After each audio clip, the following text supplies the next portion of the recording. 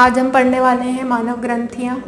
मानव ग्रंथि से पहले मैं आपको कुछ बताना चाहती हूँ। पिछली क्लास में हमने थोड़ी सी मिस्टेक कर दी थी। मैंने आपको एंजाइम बताए थे कि एंजाइम भोजन के पाचन में कौन कौन से एंजाइम कार्य करते हैं। तो मैंने आपको सबसे पहला एंजाइम बताया था म्यूकस।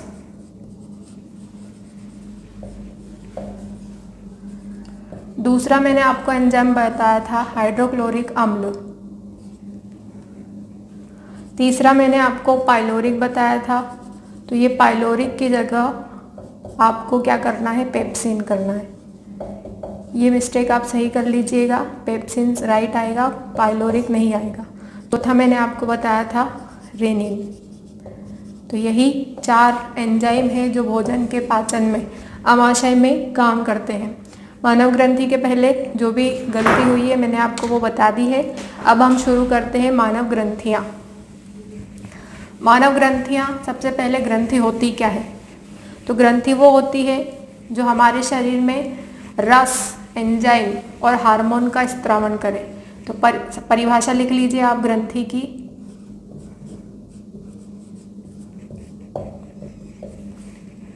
वे पदार्थ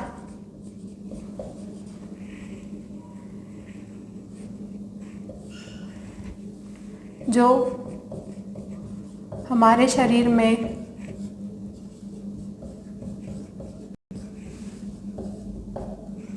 रस, एंजाइम और हार्मोन का स्त्रावन करे, उसे ग्रंथि कहते हैं।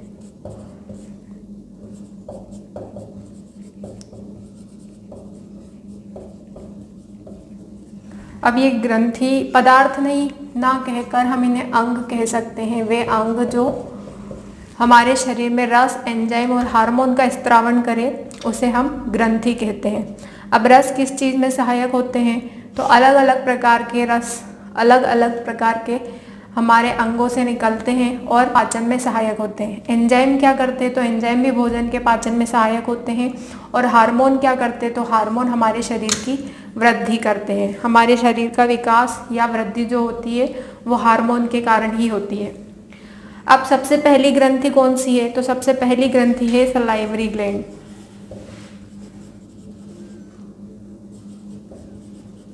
या जिसको हम बोलते हैं लारीय ग्रंथि।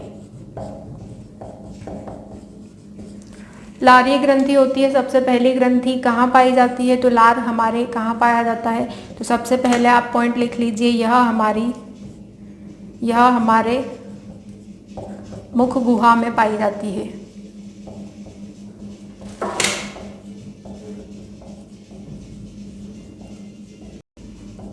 हमारे मुंह में या बकल कैविटी में लार पाया जाता है और वहीं से लार का स्त्रावन होता है। 3 ग्रंथियां पाई जाती है लार ग्रंथि में। उसके बाद कार्य क्या होता है लारी ग्रंथि का? तो इसका कार्य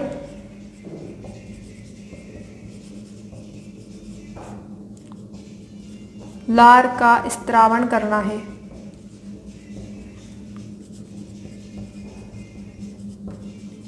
ठीक है, तो सलाइवरी ग्लैंड या लारी ग्रंथि जो हमारे मुख गुहा में पाई जाती है, कार्य क्या है इसका? तो लार का स्त्रावन करना होता है। पीएच मान कितना होता है? तो मैं आपको यहाँ पर नोट करवा देती हूँ इसका पीएच मान। नेक्स्ट पॉइंट में आप इसका पीएच मान लिख लीजिए। इसका पीएच मान 6.8 होता है। पीएच के बारे में मैंने आपको बता ही दिया था। पीएच का फुल फॉर्म भी लिख लीजिए आप। पीएच का फुल फॉर्म होता है पोटेंशियल ऑफ हाइड्रोजन,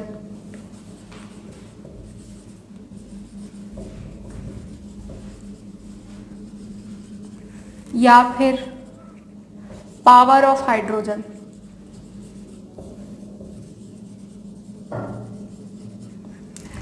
पीएच का फुल फॉर्म होता है पोटेंशियल ऑफ हाइड्रोजन या पावर ऑफ हाइड्रोजन। अगर आपसे कभी किसी ने पूछ लिया कि पीएच का फुल फॉर्म क्या होता है, तो पोटेंशियल ऑफ हाइड्रोजन होता है या फिर पावर ऑफ हाइड्रोजन होता है। पीएच स्केल की खोज किसने की थी, तो मैंने आपको बता दिया था, सोरेनसन ने की थी। उसके बाद कैसा होता है, तो 0 से लेकर 6.9 तक की वैल्यू जो होती है वो अम्ल कहलाती है, और 7.1 से लेकर 14 तक की वैल्यू क्या कहलाती है, क्षार। और अगर 7 है तो ये कहलाएगा उदासीन। मैं यहाँ पर लिख देती हूँ, अगर 7 वैल्यू आई तो ये क्या कहलाएगा, उदासीन। ठीक है, तो ये इसका पीएच के बारे में थोड़ी जनरल इन्फॉर्मेशन हो गई है। इसके बाद हम बात करते हैं कि हमारे मुख से एक दिन में कितने लार का स्त्रावण होता है। तो हमारे मुंह से या हमारे मुख गुहा से एक दिन में 1.5 लीटर 1.5 लीटर लार का स्त्रावण होता है। और ये एग्जाम में पूछा जाता है अक्सर, ठीक है, कि इसका पीएच मान कितना होता है, तो लार का पीएच मान होता है 6.8। एक दिन में कितने लार का स्त्रावण होता है, तो 1.5 लीटर, यानी कि 1.5 लीटर लार का स्त्रावण होता है। अब 1.5 लीटर लार जो होता है, इसमें होता क्या क्या है, तो इसमें 2 चीजें होती है। क्या क्या होती है लार में, लार में 2 चीजें होती है। एक तो होता है पानी और दूसरा होता है एंजाइम। नीचे आपको दिखेगा नहीं, मैं शुरू से लिख देती हूँ इसको फिर से। देखिए, लार में 2 चीजें पाई जाती है, एक होता है पानी और दूसरा होता है एंजाइम। अब पानी कितने मात्रा में होता है, तो पानी होता है 99%। एंजाइम कितने प्रतिशत होता है, तो 1% एंजाइम होता है। कौन कौन से एंजाइम, तो 2 प्रकार के एंजाइम होते हैं। एक होता है टाइलिन और दूसरा होता है लाइसोजाइम, लाइसोजोइम। ये 2 प्रकार के लार पाए जाते हैं। टाइलिन एंजाइम क्या करता है, तो टाइलिन एंजाइम का आपको मैंने पहले ही बता दिया था कि कार्बोहाइड्रेट का आंशिक पाचन कौन करता है, टाइलिन। और क्या करता है, तो भोजन को चिकना बनाता है। क्या करता है, यहाँ पर लिख लीजिए इसके 2 मिनट, थोड़ा ऊपर करके लिखना पड़ेगा मुझे। एंजाइम होते हैं 1%, 2 एंजाइम होते हैं टाइलिन और लाइसोजोइम। टाइलिन क्या करता है, तो ये करता है कार्बोहाइड्रेट का आंशिक पाचन। और क्या करता है, तो ये भोजन को चिकना बनाता है।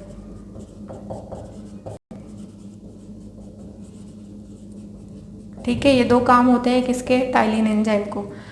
पता ही है भोजन को चिकना कैसे बनाएगा, जब आप भोजन करेंगे तो वो बिल्कुल ड्राई फॉर्म में होगा, लेकिन जैसे ही वो लार के साथ मिलेगा तो वो लुगदी के फॉर्म में आ जाएगा। ठीक है, जिससे वो चिकना हो जाएगा और आसानी से आपकी फूड पाइप से होता हुआ आपके पेट में चला जाएगा। लाइसोजोइम एंजाइम क्या करता है, तो ये जीवाणुओं से आपके रक्षा करता है, जीवाणुओं को नष्ट करता है,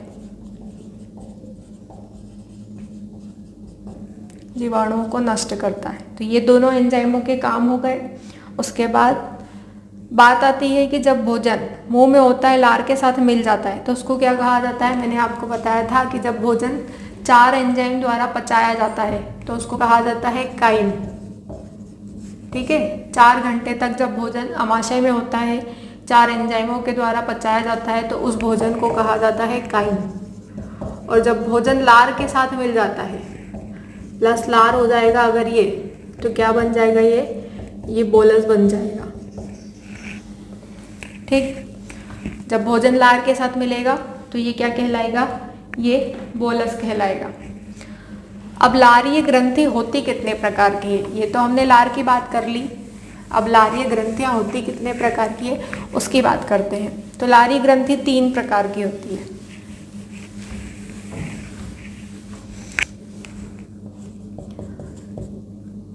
लारीय ग्रंथि 3 प्रकार की होती है।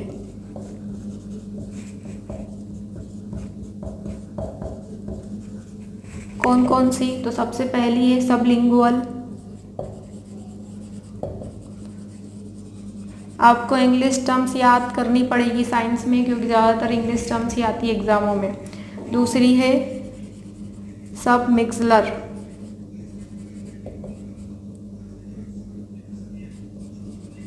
सबमिक्सलर और तीसरी है पायरोटिड। ये 3 प्रकार की ग्रंथियां होती है मनुष्य के मुंह में। कहाँ कहाँ पाई जाती है?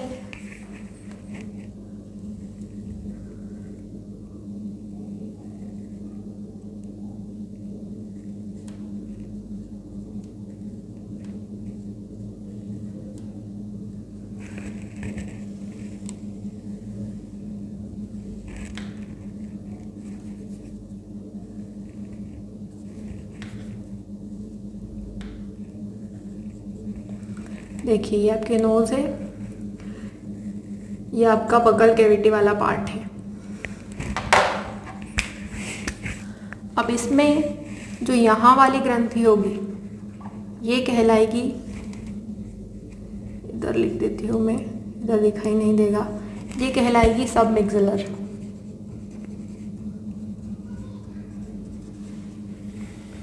उसके बाद यहाँ वाली जो ग्रंथि होगी ये कहलाएगी पायरोटिड। उसके बाद जो नीचे की तरफ होगी वो कहलाएगी सबलिंगुअल। ये 3 प्रकार की ग्रंथियां होती है जो इस तरीके से पाई जाती है। ऊपर की तरफ से जब लार निकलता है ऊपर वाले तालु के वहां से, तो वो कहलाती है सबमिक्सलर। पीछे की तरफ से जो निकलता है लार उसको कहा जाता है पायरोटिड। और नीचे की तरफ से, नीचे वाले तालु के नीचे से जब लार निकलता है तो उसको कहा जाता है सबलिंगुअल। बात आती है कि इनमें से सबसे बड़ी ग्रंथि कौन सी होती है, सबलिंगुअल, सबमिक्सलर या पायरोटिड? तो सबसे बड़ी ग्रंथि होती है पायरोटिड। तो आप यहाँ पर लिख लीजिएगा, यह सबसे बड़ी लार ग्रंथि होती है। ठीक है, सबसे बड़ी लार ग्रंथि कौन सी होती है? तो वो होती है पायरोटिड। ये कंप्लीट हो गया आपका लार ग्रंथि के बारे में। ठीक है, अब हम पढ़ेंगे लीवर के बारे में, क्योंकि दूसरा जो अंग है या दूसरी जो ग्रंथि है आपकी वो है लीवर। लीवर भी ग्रंथि के अंतर्गत आता है। जो पाचन ग्रंथियाँ होती है उसके अंतर्गत आता है लीवर। सबसे पहले हम इसका डायग्राम बना लेते हैं।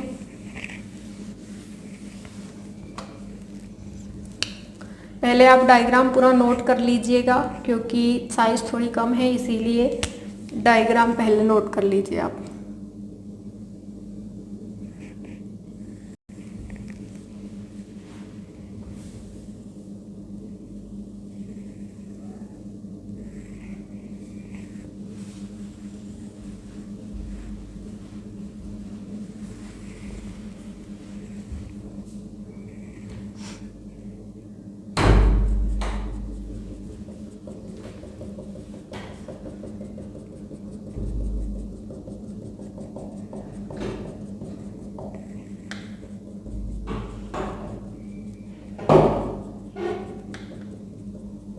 आज आपका डाइजेस्टिव वाला टॉपिक कंप्लीट हो जाएगा।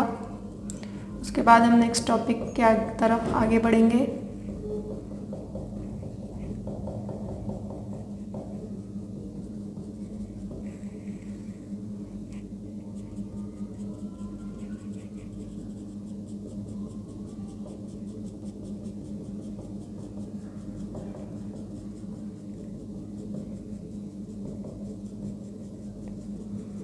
यकृत को लीवर भी कहा जाता है और जिगर भी कहा जाता है।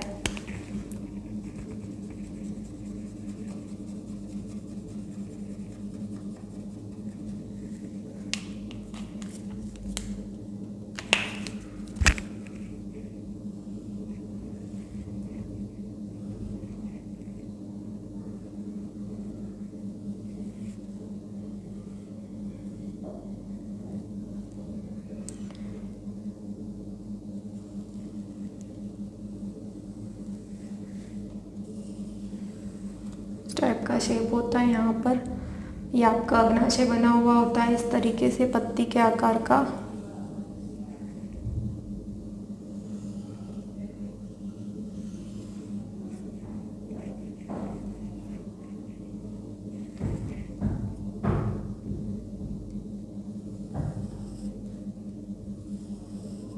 पत्तीनुमा संरचना में आपका अग्नाशय है।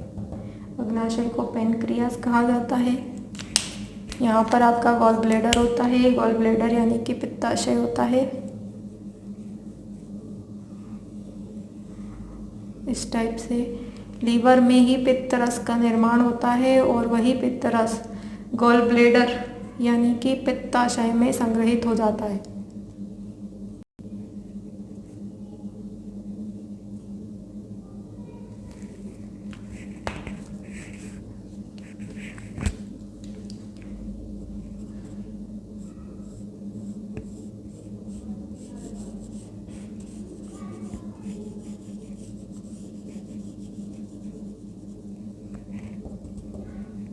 ये पेनक्रियाज है, इसमें कुछ एंजाइम पाए जाते हैं अलग अलग टाइप के।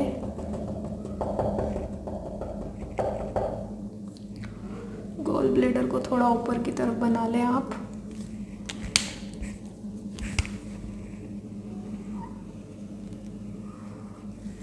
इस टाइप से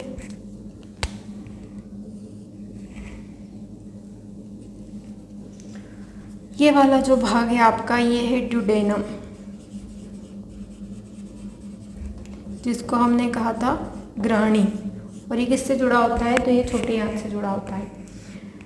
ये जो है ये है पेनक्रिएटिक डक्ट या अग्नाशयी नलिका,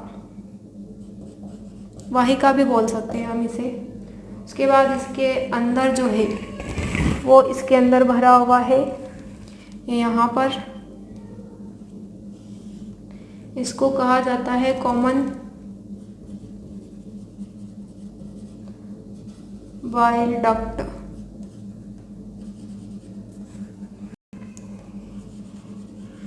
डक्ट यानी कि नलिका या वाहिका। सामान्य पित्त नलिका, वाहिका भी बोल सकते हैं हम इसे। उसके बाद ये वाला जो हिस्सा है इसको कहा जाता है सिस्टिक डक्ट। उसके बाद ये वाला जो हिस्सा है ये कहलाता है लेफ्ट हेपेटिक डक्ट। हिंदी में इसको कहा जाएगा वाई हेपेटिक, यहाँ लिख देती हूँ, वाई हेपेटिक नलिका या वाहिका। सिस्टिक डक्ट को सिस्टिक डक्ट ही कहा जाता है। यहाँ वाला जो हिस्सा होता है ये इससे जुड़ा होता है और इस हिस्से को कहा जाता है, यहाँ लिख देती हूँ, इस हिस्से को कहा जाता है हेप्टोपेनक्रिएटिक डक्ट।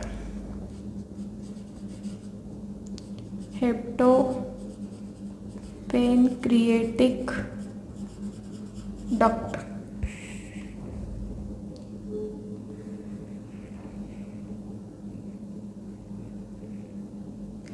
ये वाला हिस्सा मैंने बता ही दिया है क्या है, पित्ताशय, गॉल ब्लैडर। ये वाली डक्ट कहलाती है, ये लेफ्ट थी तो ये क्या होगी, ये है राइट हेपेटिक डक्ट। ये वाला हिस्सा आपका कहलाता है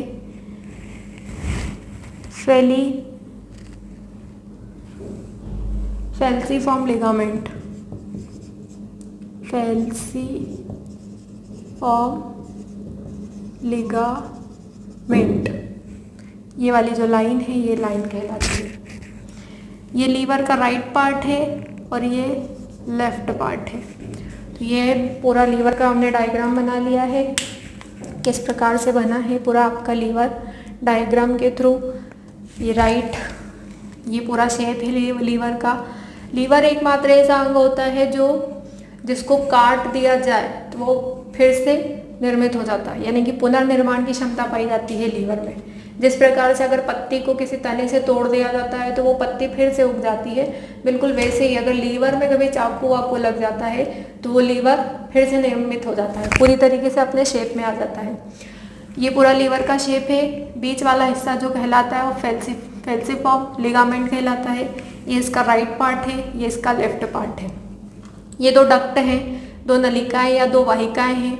ये लेफ्ट डक्ट हेपेटिक डक्ट है, ये राइट हेपेटिक डक्ट है। इसी से जुड़ा हुआ है गॉल ब्लैडर। यहीं पर बाइल जूस का निर्माण होता है लीवर में ही, और बाइल जूस यानी कि पित्तरस का निर्माण होने के बाद ये इन्हीं डक्टों के द्वारा पित्ताशय में संग्रहित यानी कि इकट्ठा हो जाता है। इन्हीं डक्ट के थ्रू जुड़ा होता है अग्नाशय। अग्नाशय में अग्नाशयी रस पाया जाता है। ये कुछ नलिकाएं हैं जो कि यूज होती है इसमें, ठीक है, जो कि सभी चीज़ों से जुड़ी होती है, पित्ताशय से भी, अग्नाशय से भी और लीवर से भी जुड़ी होती है। इसीलिए इसको कहा जाता है सामान्य पित्त नलिका। उसके बाद अग्नाशय में एक लाइन बनी होती है या एक डक्ट पाई जाती है जिसको कहा जाता है अग्नाशयी डक्ट। यहीं पर होता है अग्नाशयी रस या एंजाइम का स्त्रावण, यहीं से होता है। उसके बाद ये जो शेप है सांप जैसा, ये कहलाता है ड्यूडेनम, ऐसा गोलाकार। ये छोटी आंत का भाग होता है पहला वाला, जिसको ड्यूडेनम कहा जाता है, हिंदी में हेपेटिक कहा जाता है। अब ये जो कॉमन बाइल डक्ट थी इससे जुड़ी होती है पैनक्रिएटिक डक्ट।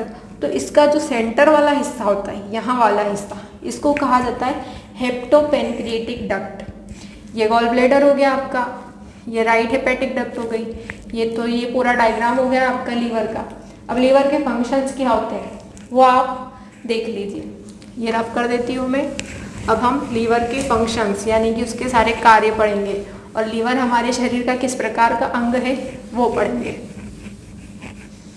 लीवर को यकृत कहा जाता है, जिगर भी कहा जाता है। का हमने डायग्राम बना लिया था। अब हम यकृत के बारे में थोड़ी बात कर लेते हैं। यकृत को कहा जाता है यकृत, लीवर या जिगर। यकृत किस प्रकार का अंग है हमारे शरीर का, तो सबसे पहला पॉइंट आप नोट कर लीजिए। यह हमारे शरीर का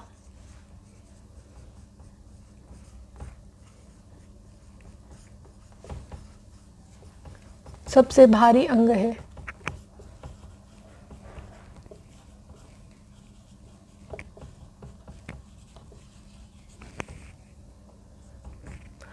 इसके बाद अगर इसके वजन की बात आती है कि ये भारी है तो कितना होगा इसका वजन, तो इसका वजन होता है 1.5 किलोग्राम से लेकर 1.8 किलोग्राम। इसके बाद इसमें कोशिकाएं कौन सी पाई जाती है, तो आप इसमें नोट कर लीजिए। इसमें हेपेटिक कोशिका पाई जाती है। अब हेपेटिक कोशिका पाई जाती है, इसलिए इसके अध्ययन को क्या कहा जाता है, इसके अध्ययन को या यकृत के अध्ययन को लिख लीजिए आप।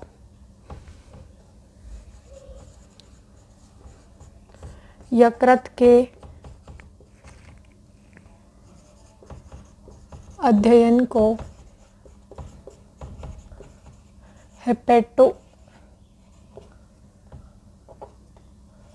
हेपेटोलॉजी कहते हैं, ठीक है। मैंने आपको बताया था यकृत जो होता है इसमें पुनर्निर्माण की क्षमता होती है या पुनर्विकसित की क्षमता होती है। मतलब कि जैसे अगर कोई पत्ती होती है, किसी तने से पत्ती को तोड़ दिया जाता है तो वो पत्ती फिर से बढ़ जाती है, वैसे ही अगर यकृत कट वट जाता है, चाकू वगैरह अगर लग जाता है यकृत पर, किसी ने किसी को चाकू मार दिया और वो यकृत में लगा तो वो फिर से निर्मित हो जाता है। तो इसीलिए इसमें आप नेक्स्ट पॉइंट आप ये नोट कर लीजिए, इसमें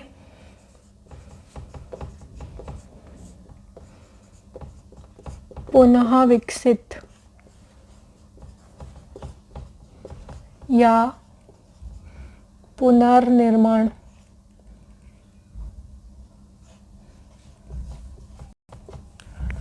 की क्षमता पाई जाती है।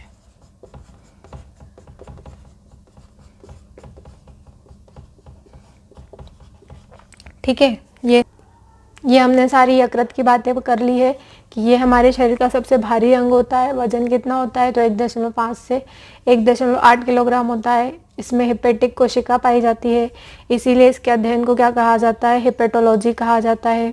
इसमें पुनः विकसित या पुनर्निर्माण की क्षमता पाई जाती है, मतलब कि अगर इसको काट पीट दिया जाए तो ये फिर से अपने आकार में या अपने शेप में आ जाता है। अब बात आती है कि यकृत में किन किन चीज़ों का निर्माण होता है। सबसे पहले निर्माण होता है यकृत में पित्त रस का या बाइल जूस का। तो हम सबसे पहले लिखेंगे, नेक्स्ट पॉइंट लिखेंगे हम, इसके अंदर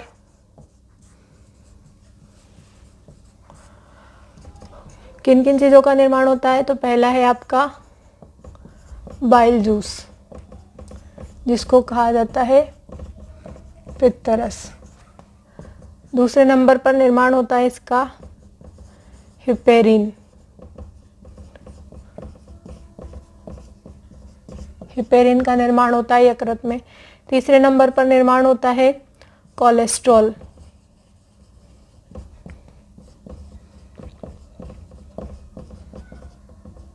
आपके शरीर में 75% कोलेस्ट्रॉल जो होता है वो यकृत में बनता है। उसके बाद बचा हुआ 25% जो होता है वो आप खाने पीने की चीज़ों से प्राप्त करते हैं। तो इन चीज़ों का निर्माण होता है, कोलेस्ट्रॉल का निर्माण होता है। अब और क्या करता है यकृत, तो आप नेक्स्ट पॉइंट लिख लीजिए, यह जहरीले पदार्थों को दूर करता है।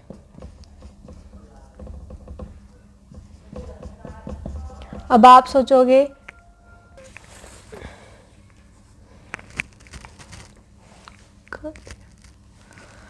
यह जहरीले पदार्थों को भी दूर करता है। अब आप सोचेंगे जहरीले पदार्थों को कैसे दूर करता है, तो जब हमारे अमाशय में भोजन होता है तो अमाशय में पाया जाता है हाइड्रोक्लोरिक अम्ल, और ये अम्ल कई सारे बैक्टीरिया को मार डालता है। उसके बाद अगर कुछ बैक्टीरिया बच जाते हैं तो लीवर में जाकर वो पूरी तरीके से नष्ट हो जाते हैं। इसके बाद ये अगला काम क्या करता है, तो यह पोर्टल सिस्टम के द्वारा, पोर्टल सिस्टम के द्वारा पोषक तत्वों को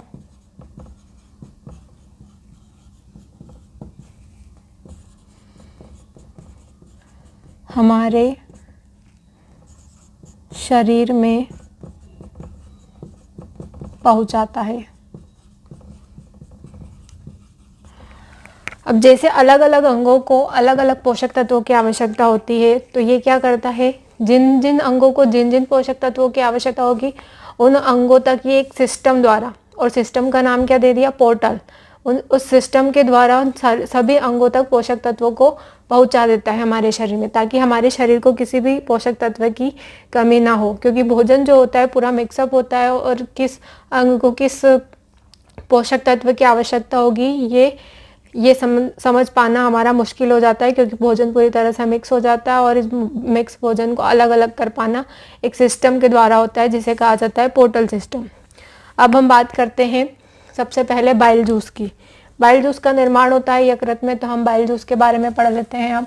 तो आपकी नेक्स्ट रीडिंग होगी बाइल जूस या पित्त रस। नेक्स्ट रीडिंग है आपकी बाइल जूस या पित्त रस। अब आप सोचेंगे कि हमारे शरीर में यकृत में बाइल जूस का निर्माण होता है, तो जिस तरीके से हमारे मुंह से लार कितना निकलता था एक दिन में, वैसे ही आप सोच रहे होंगे कि यकृत में पित्त रस कितना बनता होगा। तो इसमें आप लिख लीजिए पहला पॉइंट, इसकी मात्रा 700 ml पर डे होती है, यानी कि एक दिन में 700 ml पित्त रस का स्त्रावण होता है आपके यकृत से। नेक्स्ट इसका पॉइंट होगा इसका पीएच मान। इसका पीएच मान होता है कितना, 8.3 से लेकर 8.6। अब 8.3 है यानी कि 7 से ज़्यादा है, तो इसकी प्रकृति कैसी हो गई, इसकी प्रकृति हो गई क्षारीय। ठीक है, अगर 7 से कम होती तो इसकी प्रकृति कैसी होती, इसकी प्रकृति होती अम्लीय। अब मैंने आपको बताया था पित्त रस का निर्माण कहाँ होता है, तो आप नेक्स्ट पॉइंट में ये लिख लीजिए, पित्त रस का निर्माण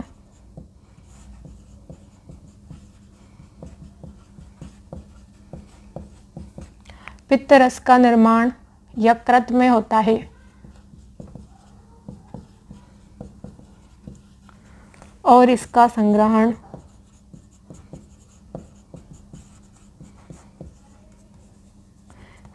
यानी कि इकट्ठा, और इसका संग्रहण पित्ताशय में होता है। ठीक है, ये पित्ताशय में संग्रहित हो जाता है, यानी कि इकट्ठा हो जाता है। अब जो बाइल जूस है वो किस तरीके से यकृत में बनता है, किन वाहिकाओं के द्वारा यकृत में बनता है, ये आप नोट कर लीजिए। तो नेक्स्ट आप यही लिखेंगे। इसके बाद हम बात करते हैं कि पित्त रस का निर्माण कहाँ होता है और किन वाहिकाओं के द्वारा होता है और किन वाहिकाओं के द्वारा संग्रहित होता है। तो ये है आपका लीवर, यकृत, ये है आपका पित्ताशय।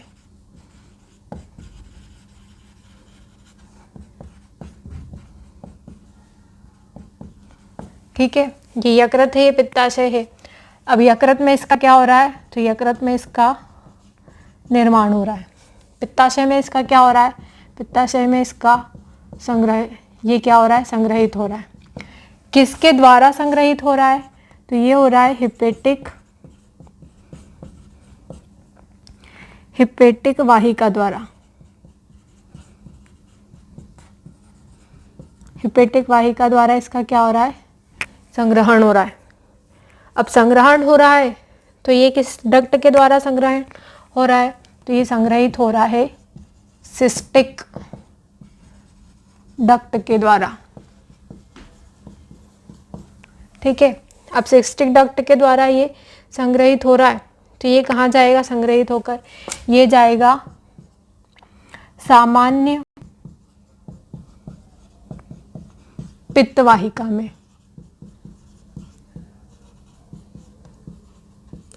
सामान्य पित्त वाहिका में जाएगा और कहाँ इकट्ठा हो जाएगा, ये इकट्ठा हो जाएगा ग्रहणी में।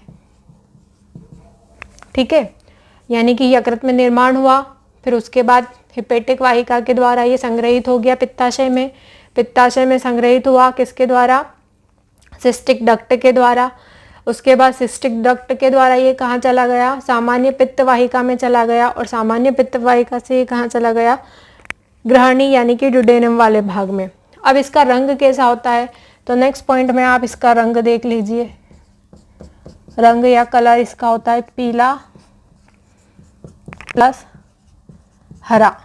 पीले और हरे को मिलाकर जो कलर बनता है वही पित्त रस का कलर होता है।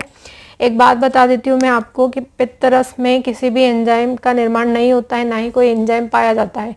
एग्जाम में पूछा जाता है कि ऐसा कौन सा रस है जिसमें कोई एंजाइम नहीं पाया जाता है, तो वो है आपका पित्त रस।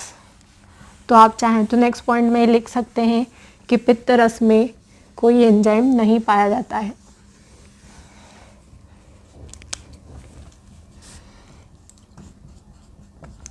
पित्त रस में कोई भी एंजाइम नहीं पाया जाता है। ठीक है, कोई भी एंजाइम इसमें नहीं पाया जाता है। अब एंजाइम नहीं पाया जाता है तो फिर क्या पाया जाता है, तो आप इसमें नेक्स्ट पॉइंट में लिख लीजिए कि इसमें लवण पाए जाते हैं। कौन कौन से लवण पाए जाते हैं, तो एक तो होता है सोडियम,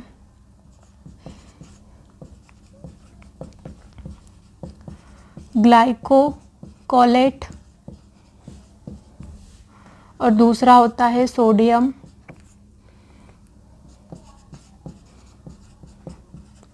टेरोकोलेट।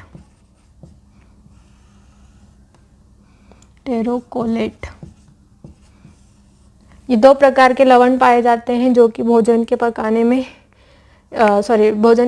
में सहायक होते हैं। क्या कार्य होते हैं इन दोनों लवण के? तो ये भोजन को अम्लीय अगर भोजन होगा तो उसको क्षारीय बनाने में सहायक होते हैं ताकि आपको एसिडिटी ना हो, और जो छोटी आंत में चिकने पदार्थ का कार्य करता है उसी की दीवारों पर चिपके होते हैं ताकि आपका भोजन जो होता है वो पित्त यकृत की दीवारों पर चिपके ना। ठीक है, तो ये इसके कार्य होते हैं। अब एंजाइम को सक्रिय कौन करता है? तो एंजाइम को सक्रिय करता है सोडियम ग्लाइकोकोलेट। और वसा का इमल्सीकरण कौन करता है? तो वो भी यही लवण करते हैं। ये दोनों लवण मिलकर ही एंजाइम को सक्रिय भी करते हैं और साथ में वसा का इमल्सीकरण यानी कि वसा को तोड़ने का काम भी कौन करता है? यही लवण करते हैं। इसके बाद इसमें दो पिगमेंट पाए जाते हैं। तो वो कौन कौन से पिगमेंट पाए जाते हैं आप लिख लीजिए। इसमें दो पिगमेंट या दो पदार्थ पाए जाते हैं। कौन कौन से? तो एक तो होता है बिलीरुबिन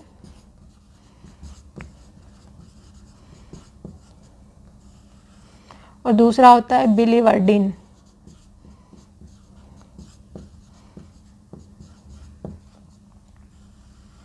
ये दो पिगमेंट भी पाए जाते हैं इसी के अंदर। ठीक है, मैंने आपको बता दिया है कि पित्त रस में कोई भी एंजाइम नहीं पाया जाता है, इसमें केवल लवण पाए जाते हैं।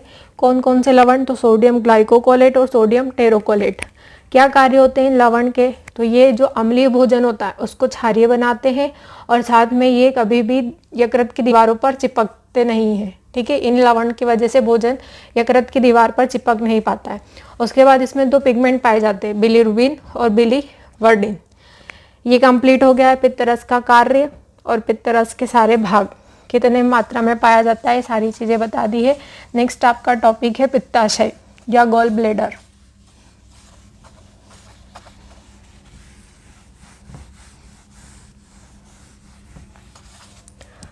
अब हम बात करेंगे पित्ताशय के बारे में।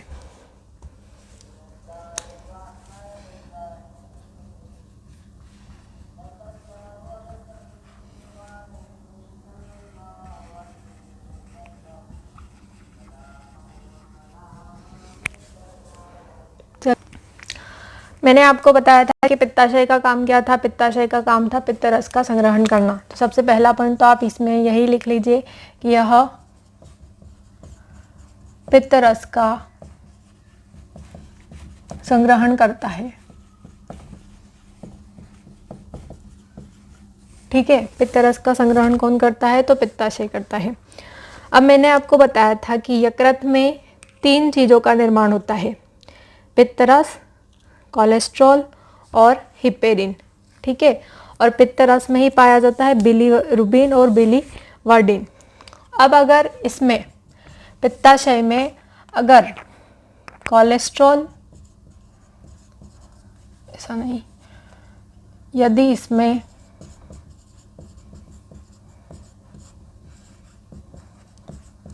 कोलेस्ट्रॉल, बिलीरुबिन और कैल्शियम की मात्रा बढ़ जाती है,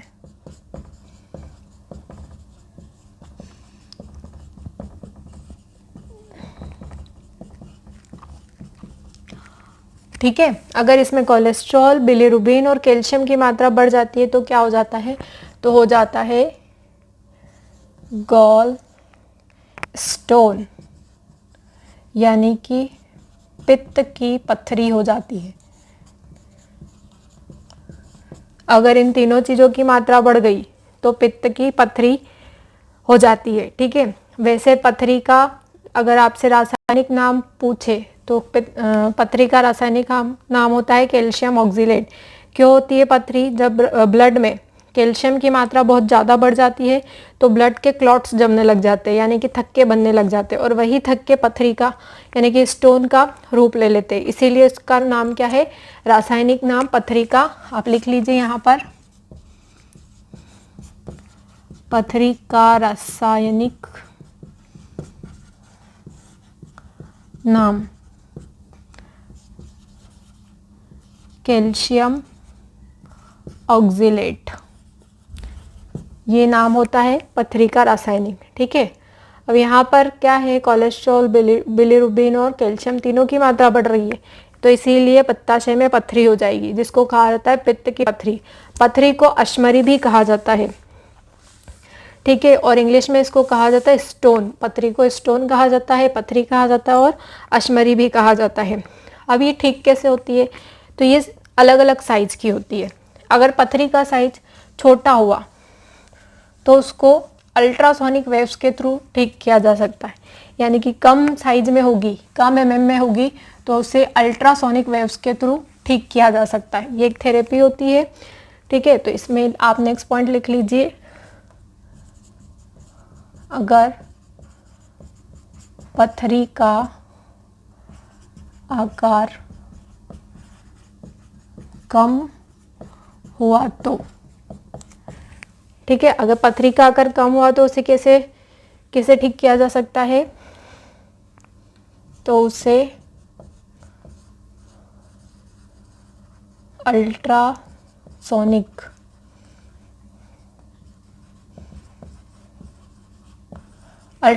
वेव्स के थ्रू ठीक किया जाता है। उसे अल्ट्रासोनिक वेव्स के द्वारा ठीक किया जाता है। और इस प्रक्रिया को क्या कहा जाता है, इस प्रक्रिया को कहा जाता है लिथोट्रिप्सी।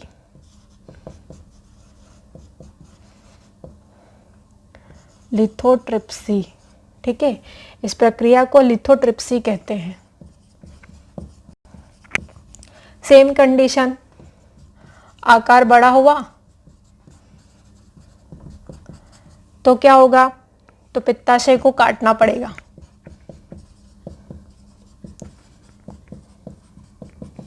पित्ताशय को काटना होगा। ठीक है, पित्ताशय को काटा तो इस प्रक्रिया को क्या कहा जाता है, इस प्रक्रिया का नाम है